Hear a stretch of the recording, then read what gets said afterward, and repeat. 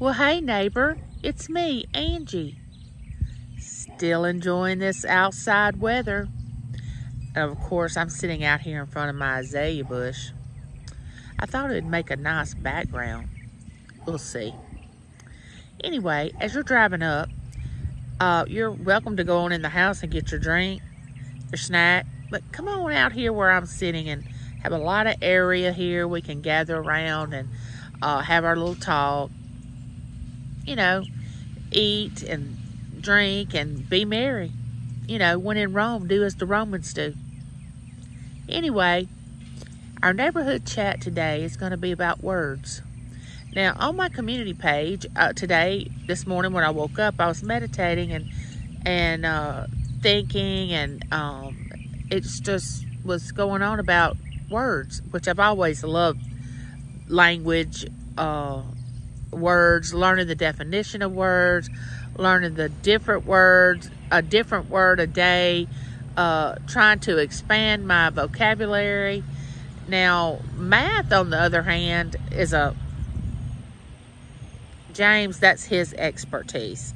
You know, he likes to keep up with numbers. He goes to rattling off numbers in his head, and then he starts saying them out loud in front of me, and I'm like, stop, you're giving me a headache. I do not want to listen to you add, subtract, multiply, divide. I don't want to hear it. It just makes my head hurt to think about numbers. But words, I love words.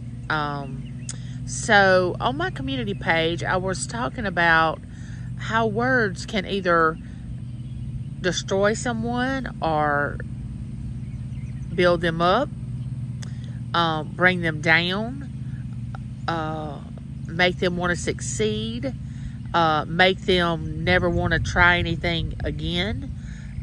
It's all in the words that we bring forth towards someone that causes that person to make it or not. Especially when you have children. You know, the way you speak to your children. I mean, even down to the tone that you use. But when you use words, I'm a firm believer that you can say anything you want to say. It's just how you say it. If you expand your vocabulary, you'll realize that. You don't have to use the same words over and over again, which I'm trying to find a new word to use because I tend to use the word awesome all the time. So I tried to use amazing, wonderful, great, you know, just different words that would describe something good or above good. But I'm here to tell you, when we're going through the day and we meet people, or we are with our family or loved ones or our partner, or at work or at a social gathering, a family reunion. Now, I know that's hard for us to control the tongue when we're there. If you have the family that I have, you've got to cut some words. I mean, you've got to do that. And I say that in a very joking way, but if Bo is watching this, he'll understand what I'm talking about, because everybody thinks their family is crazy anyway. And usually if you think that there's someone in your family that's crazy and you can't figure out which one it is, it's usually you. So it's probably me that's the crazy one, but still it's so, I mean, I love every one of them, but you know, I come from a line of just crazy people. But when you're using your words daily, just remember that what comes out your mouth and what you think up here, it may come out different here, because what you're thinking you want to say may come out different, and the person that hears it may hear it totally different than the way you really wanted to say it. And it can destroy the friendship, you know, especially with children. I can't emphasize that enough. You know, I hear parents talking down to their children, saying loud negative things to them, you know, and it just hurts my heart. And when I worked in the school system, I saw it a lot when kids would come into the classroom and they had just come from off the bus, I could tell that things didn't go well inside their home that morning when they were trying to get ready for school. And a lot of them had gotten themselves dressed, and we're talking about first graders. So if in order to build something great, you have to be positive. Now, I know there's discipline with children, and you have to discipline them, but that doesn't mean you have to berate them and break them down and be mean to them. You need to explain to them why they did something wrong, what their punishment's going to be. You don't need to say it loud where they can't even really hear what you're saying. But, in my household, James was the loud one. He was the one that got loud with the children when they wouldn't do what he wanted them to do. Me, I didn't get loud. I didn't like that. I still don't like it. I don't like to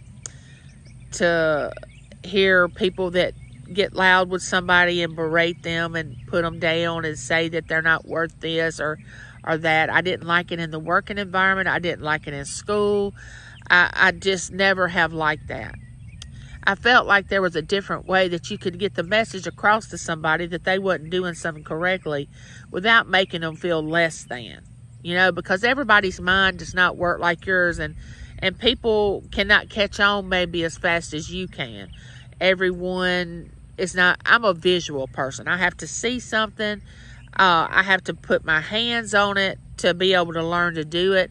And I love to read, and I understand what I'm reading, but I'm more of a visual person. So when you go to trying to teach somebody something or try to explain something to somebody, you have to put yourself in that person's shoes and think maybe, well, their brain's not quite working the way mine is. They're not thinking the way I'm thinking. Maybe I can break it down different. That's what makes a great teacher. It's someone that does not use these elaborate words, but breaks it down so small that even a baby can understand it. That's what a great teacher is. If you can break it down where it is so simple to understand, then you've accomplished everything that you need to accomplish when it comes to teaching. Now, I used to have one of these teachers that would, when I was in college, and this guy would go on and he would use these big words that none of us understood, and he would try to by doing that, let us know how intelligent he was. But that wasn't teaching us anything, because we couldn't understand what he was talking about. And of course, it was a computer course and a class I was taking, and you know how many big words is in computers. And because he could use these words, he would use them and not use something else or explain to us what that word meant. And all it was is he was trying to look intelligent. Look like he knew what he was talking about. Needless to say, I did well in that class, but I didn't come out of that class knowing what I should have come out knowing, because he was more worried about how he appeared to the students rather than teaching us something. So be careful when you are that way. Don't try to look real proper and use the right language when you're around someone has not quite gotten to that point of being able to understand those words or been exposed to those words. Some people have not been exposed to the same words that you have. And some of us already know that, but we go ahead and use these big terms. I mean, I don't know if you're trying to make we are trying to make someone feel inferior, or we're trying to make ourselves look grand. But whatever the case, whoever you are around, carry on a conversation with them in a way that they understand what you're talking about. Don't ever try to look more important than somebody else when you're carrying on a conversation with them. Now, I'm not talking about if you're up giving a speech or you're up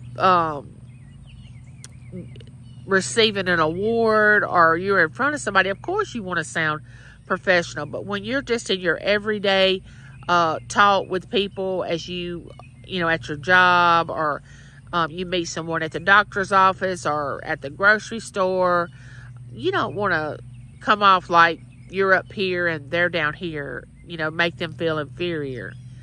And then you have the people that are just going to be the ones that every time they see you, they're going to try to find a way to find something wrong with you. I mean, have you ever been around that person? Like, what did you do different with your hair? What's wrong with your makeup today? Have you gained some weight? I don't know if that color looks good on you or not. Now, you're going to have those people that's in the world. And when you do, they are very insecure about themselves if someone does you that way. It has nothing to do with you. It's about them and them being insecure. I don't care how they look on the outside. If they're saying things like that to you on the inside, they're very insecure. If they keep finding fault with everything and everybody, even though they may look perfect on the outside, they don't feel good about themselves on the inside. So don't take it personally. Don't let that get to you. And to me, in order to be offended, you have to really value the person that is saying something to you. And I don't mean this ugly, but I guess that's why I don't get offended too often, because I'm very secure in what I know, what my beliefs are. Now, don't get me wrong. I'll take whatever you have to offer, and I will, you know, listen to it. I will even think on it, and it's sort of like a sifter. You know, you put flour in a sifter and you sift, and I'll do that because I'm not going to judge you for your belief or what you think, but I'm also not going to let you stand there and degrade me or talk down to me when I know that I have not done that to you. Don't intentionally try to hurt someone. You know, we have people in the world that really do that. I say this again, I don't see how people can wake up and just go out in the world and just be ugly. Try to put people down, try to act like they're better than someone, or look down on someone because they don't have as much as you may have. They don't have the kind of job you have. They don't have the kind of house you have. They don't live the lifestyle that you live. They may live a lifestyle that you don't agree with. I mean, why do you want to even worry about what they are doing? If you took all that effort and turned it around to you, can you imagine what you could do with your life if you put all that energy into accomplishing something you want to accomplish instead of always judging someone? I mean, we need to keep ourselves in check. And I say we, because we're all on this journey and we're all trying to live together. And we're all walking together, or we're supposed to be. Now, I know sometimes people just do the wrong thing, and we want to voice it, and we want to shout it to the world that that person did something wrong. We want to voice our opinion on what we think about what that person did was wrong. And sometimes it's necessary. And there's a way to do it, and there's a way not to do it. But before you might want to do that, you might want to just, if you're a praying person, you might want to just pray about it. If you're not, then you might want to meditate on it a little bit and think if that would be the right thing to do. Because sometimes doing this, closing this, using these is the best way to go. Just because it sounds good here and you have a good idea and a good opinion, that doesn't mean that you necessarily that you need to say it. Now, I've had to eat a lot of words, and ingesting them, speaking them, it was all joy, but having to take them back in, it didn't taste very good. But over the years, I've learned to keep my mouth shut, not say anything. Because if it didn't involve me, unless I was asked my opinion, I don't give it if it don't involve me. Because, you know, everyone has an opinion about everything.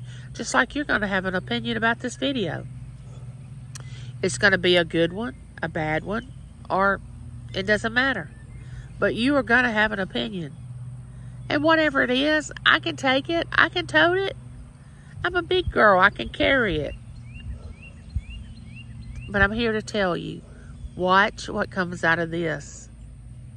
Now, I know we can't be walking around with rainbows and everything coming out of our mouth and singing Kumbaya and everything's okay. And I know we can't all be like that 24/7.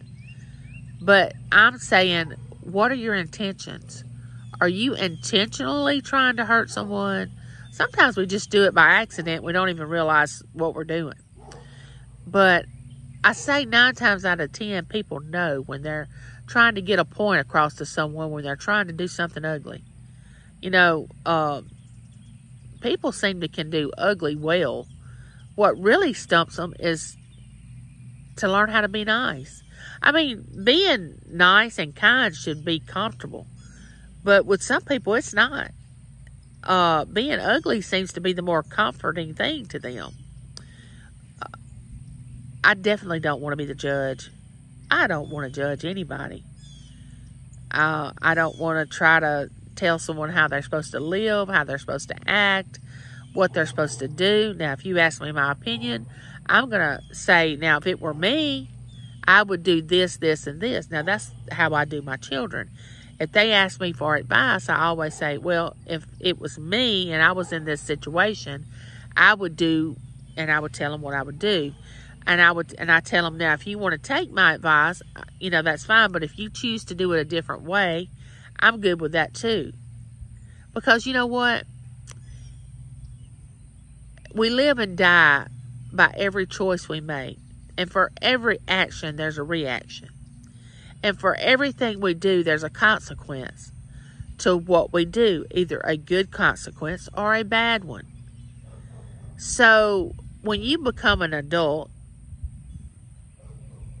you make choices. And you make decisions on how you want to go forth with your life. Do you want to be perceived as a cruel, mean, ugly person? Do you want to be perceived as a nice, kind person? Do you want to be perceived as a professional, as a, you know, whatever you want to be perceived as, then you become that. I'm not here to judge you on it. But I'm here to just say, let's just watch what we say to each other, the words we speak. Try to say kind things, uplifting things, things that are positive. And when we do have to say negative things, do it gracefully, lovingly, embracing, not putting down. Have our fist up, ready to say, or our finger up, saying, you messed up, you did wrong. Don't do that, because we've all done it. We've all messed up. And if you haven't, please contact me, because I want to know how you've done it. You've lived all these years and never made a mistake. I want to know how that's happened. Because I hadn't got the patent on that yet. Because I've made mistakes. I've done things wrong. I've said the wrong things to people. I've been ugly. Don't be that. Be positive. Be kind. Be sweet. Be truthful. And there's a way to be truthful without being cruel. And with that being said, neighbor, you know I love you and there's nothing you can do about it. You may not love me, but I love you. Okay. Like, share, subscribe. Don't forget to comment. You know I love your comments. And one more thing. We only have one life to live. We may not even have the rest of this day, tomorrow, 1 week from now. So why don't we live it to the fullest? Don't worry. Life's going to take care of itself. Enjoy the small things, because you'll look back and say, those were the big things. Bye, neighbor.